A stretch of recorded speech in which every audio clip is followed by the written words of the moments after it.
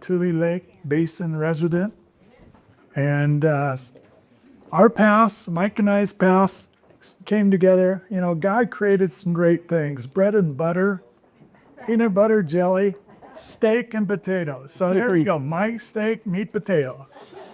And we lucked out. We had a daughter in the same class, so we got to kind of know each other quickly. Bev and Mike kind of rattled us a bit when Brianna came over and wrote all the birthday cards when she was 5. We felt like we failed our daughter, but that's just who they are. They was like, who are those birds yet? But in 1994, an untimely death to a dear friend of Mike and I, Tommy Fry, all of a sudden we realized at a wine party when we told Tommy we'd be co-executors that we never thought that that day was coming. But Mike and I were together for over 2 years, working through mass amount of details and stuff. And, you know, that's when I really got to appreciate Mike Burns. I mean, he literally laid out a vision. We came up with a plan. We worked with the family.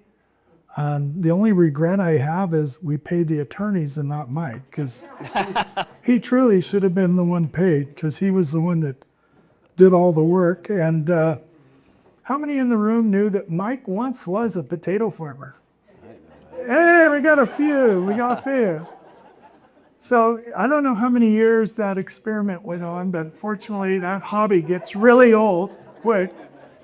You know, so that being said, you know, I run into Mike and go, aren't you going to plant this spring? And he's like, just gave me this weird look. He said, Sid, you know the trouble with the potato business? I go, what's that, Mike? He goes, well, you're either in the in-house, which is a packing shed, or you're in the outhouse. If you're in the outhouse, it stinks. So, you know, and I thought about that because I traveled and done a lot in the potato world. That one will stay with me, Mike, because shortly thereafter, I went back to CalOr, which we pack with, and I just go, we've got to get the growers to own this packing shed because Mike Byrne is right at the end. But the last thing that I really want to kind of bring up is we have been together. Ray Ackley's in the room, Steve Lutz over here. And Scott has joined us in the last 10 years that we've been at the Lava Beds RCD. Resource Conservation District. It works with the NRCS. To just give you a quick vision of what happened, in 2001, boom, we don't have any water, the dust is blowing.